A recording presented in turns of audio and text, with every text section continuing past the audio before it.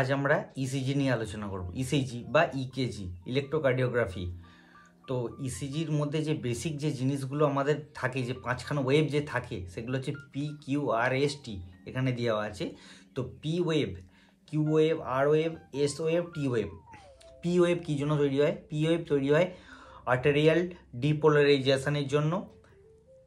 Q, R, S এই তিনটি wave create হয় ভেন্ট্রিকুলার ডিপোলারাইজেশনের জন্য। টি ওয়েভ তৈরি হয় ভেন্ট্রিকুলার রিপোলারাইজেশনের জন্য। তো এই ইসিজির যে বেস যে লাইন সেটাকে বলা হয় আইসো ইলেকট্রিক লাইন। আর এই ইসিজি থেকে আমরা কি কি জিনিস জানতে পারবো? ইসিজি থেকে আমরা যে জিনিসগুলো জানতে পারবো এখানে দেওয়া আছে, সেগুলো হচ্ছে রিদিম নাম্বার 1, নাম্বার 2 হচ্ছে heart rate calculation, number 3 Axis deviation, number 4 MI, number 5 block. তো ইসিজি দেখে এই ডায়াগনোসিসগুলো আমরা করতে পারবো। তো পেশেন্টকে যত আমরা যে রিদিম দেখবো সেটা নর্মাল রিদিম মানে রেগুলার রিদিম না ইরেগুলার রিদিম, এইটার উপর ডিপেন্ড করবে হার্ট রেট ক্যালকুলেশন। নর্মাল রিদিমের ক্ষেত্রে হার্ট রেট ক্যালকুলেশন করার নিয়মটা একটু আলাদা। নর্মাল রিদিমের ক্ষেত্রে হার্ট রেট ক্যালকুলেশন করার নিয়মটা হচ্ছে 300 divided by number of big box in R interval. R ইন্টারভ্যালের মাঝে কটা বিগ বক্স আছে সেইটা হচ্ছে 300। ইরেগুলারের ক্ষেত্রে নিয়মটা কিছুটা আলাদা। ইরেগুলারের ক্ষেত্রে নিয়মটা হচ্ছে 10 মাল্টিপ্লাই আর ওয়েভ ইন 6 সেকেন্ড। 6 সেকেন্ড মধ্যে মানে হচ্ছে 1 সেকেন্ড মানে হচ্ছে 1 সেকেন্ড মানে হচ্ছে 5টা বিগ বক্স, আর 6 সেকেন্ড মানে হচ্ছে 30 বিগ বক্স। একটা বিগ বক্স হচ্ছে 0.2 সেকেন্ড, একটা বিগ বক্স হচ্ছে 0.2 সেকেন্ড, তাহলে 1 সেকেন্ড মানে হচ্ছে 5 বিগ বক্স, আর 6 সেকেন্ড মানে হচ্ছে 30 বিগ বক্স। 30 বিগ বক্সের মধ্যে কতগুলো আর ওয়েভ আছে সেইটার সাথে ইন্টু 10 করলে যেটা আসবে সেটা হচ্ছে ইরেগুলারের ক্ষেত্রে হার্ট রেট বার করার নিয়ম। তো রিদিম তো অনেক রকমের আছে। রেগুলার রিদিম, ইরেগুলার রিদিমের মধ্যে অনেক কিছু আছে, যেমন হচ্ছে আপনার arterial fibrillation, ventricular tachycardia, supraventricular tachycardia, আরও অনেক কিছু। এইগুলো ছাড়াও মেন যে জিনিস আমাকে জানতে হবে অ্যাক্সিস ডেভিয়েশন। অ্যাক্সিস ডেভিয়েশন বিশাল একটা কমপ্লিকেটেড জিনিস। অ্যাক্সিস ডেভিয়েশন 4টে হয়। একটা হচ্ছে লেফট অ্যাক্সিস ডেভিয়েশন, একটা নাম্বার 2 হচ্ছে normal Axis deviation, number 3 right Axis deviation, number 4 হচ্ছে extreme Axis deviation.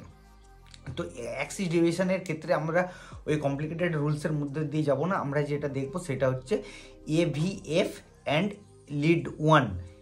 এভিএফ and lead 1-এর মাধ্যমেই আমরা অ্যাক্সিস ডেভিয়েশন ক্যালকুলেশন করব। তো কি এইখানে যেটা দেওয়া আছে লিড 1, আর এভিএফটা হচ্ছে উপর নিচে যেটা আছে। তো এখানে দেখবো কিউআরএস, লিড 1-এ দেখবো কিউআরএস যদি উপর দিকে থাকে তাহলে সেটা পজিটিভ, নিচের দিকে থাকলে সেটা নেগেটিভ ইসিজিতে। সেখানে যদি এখানে আমরা প্লাস মাইনাস হিসেবে সেটা বসাবো। যদি দেখা যায় যে লিড 1 পজিটিভ আছে আর এভিএফেও কিউআরএস হচ্ছে নেগেটিভ আছে, তাহলে সেটা হচ্ছে লেফট অ্যাক্সিস ডেভিয়েশন। যদি দুটোই পজিটিভ থাকে তাহলে সেটা হচ্ছে নর্মাল অ্যাক্সিস ডেভিয়েশন।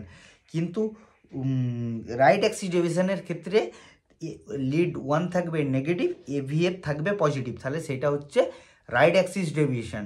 আর এক্সট্রিম অ্যাক্সিস ডেভিয়েশনের ক্ষেত্রে দুটোই মাইনাসে থাকবে, কিউআরএসটা দুটোই হচ্ছে নিচের দিকে থাকবে, তখন সেটা হচ্ছে এক্সট্রিম অ্যাক্সিস ডেভিয়েশন।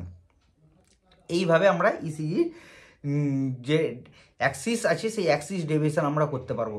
এবার আমরা লিড, টোটাল 12খানা যে লিড আছে সেই 12টা লিডের মধ্যে আমরা 6টা ভাগ করে নেবো। 6টার মধ্যে হচ্ছে একটা চেস্ট লিড হচ্ছে 6টা বা প্রিকোডিয়াল লিড আমরা বলিয়ে থাকি, আর 6খানা হচ্ছে আমরা বলবো লিম্ব লিড। এবার লিম্ব লিডের মধ্যে কী কী আছে? Lead 1, lead 2, lead 3, aVF, aVR, aVL, augmental voltage right, augmental voltage left, augmental voltage foot. আর চেস্ট লিড বা প্রিকোডিয়াল লিডের মধ্যে কী আছে? V1, V2, V3, V4, V5, V6। এই 6টা হচ্ছে চেস্ট লিড বা প্রিকোডিয়াল লিড। এটা কিন্তু এমসিকিউ আসবে, এটার উপর এমসিকিউ আসবে। আর এমআই যদি আমরা ইসিজি থেকে বুঝতে পারি সেটা হচ্ছে আমরা এসটি এলিভেশন অ্যান্ড এসটি ডিপ্রেশনের মাধ্যমেই বুঝতে পারবো। এসটি এলিভেশন এরকম হয়, আর এসটি ডিপ্রেশনটায় এসটি যে সেগমেন্ট আছে সেই এসটি সেগমেন্টটা উপর দিকে উঠে যায়, সেটাকে বলা হচ্ছে এসটি এলিভেশন। আর এসটি সেগমেন্ট যদি বসে যায় সেটাকে বলা হচ্ছে এসটি ডিপ্রেশন। স্টেমি বলতে ওই আপনাকে বোঝাচ্ছে এসটি এলিভেশনটাকেই স্টেমি বলে চলে। এবার হচ্ছে কোন লিডে এসটি এলিভেশন বা এসটি ডিপ্রেশন থাকলে আপনি বুঝবেন যে এটা এমআই হয়েছে। যদি অ্যান্টেরিয়র ওয়াল মানে হচ্ছে লেফট অ্যান্টেরিয়র আর্টারি, কারণ যে এলইডি আমরা যেটা বলি সেই এলইডিতে যদি হয় সেটা V1 V2 V3 V4 এ যদি এসটি এলিভেশন বা এসটি ডিপ্রেশন থাকে তাহলে বুঝতে হবে অ্যান্টেরিয়র ওয়াল এমআই। যদি ল্যাটারাল ওয়াল মানে এলসিএক্সে যদি এমআই হয় তাহলে লিড 1 আর এভিএলে যদি এসটি ডিপ্রেশন বা এসটি এলিভেশন থাকে সেটা হচ্ছে ল্যাটারাল ওয়াল এমআই। ইনফেরিয়র ওয়ালে থাকে রাইট করোনারি আর্টারি, সেখানে থাকতে গেলে বুঝতে হবে লিড 2 আর হচ্ছে লিড 3 আর aVF. And V5 and V6 যদি এসটি এলিভেশন বা এসটি ডিপ্রেশন থাকে তাহলে বুঝতে হবে যেটা হচ্ছে ইনফেরিয়র ওয়াল এমআই, মানে রাইট করোনারি আর্টারিতে ব্লকেজ আছে। তো ইসিজির যে মেন ফান্ডা আবার বলছি, আহামরি কিছু নাই। ইসিজির যে এমসিকিউগুলো আছে সেগুলো আবার বলে দিলাম, যে P wave, Q wave, R wave, S wave, T wave. P wave তৈরি হয় আর্টেরিয়াল ডিপোলারাইজেশনের জন্য, কিউ আর এস তিনটি ওয়েভ ক্রিয়েট হয় হচ্ছে ভেন্ট্রিকুলার ডিপোলারাইজেশনের জন্য, আর টি ওয়েভ হয় ভেন্ট্রিকুলার রিপোলারাইজেশনের জন্য। এবার হচ্ছে যেটা হচ্ছে এসটি, কোনটাকে এসটি সেগমেন্ট বলছে, কোনটাকে আর আর ইন্টারভ্যাল বলছে, কোনটাকে পিটি ইন্টারভ্যাল বলছে, পিআর ইন্টারভ্যাল বলছে, এগুলোকে হচ্ছে এই ছবিটাতে বুঝতে পারবেন। এই ছবিটাতে পুরো দেওয়া আছে যে কোনটাকে কি বলছে।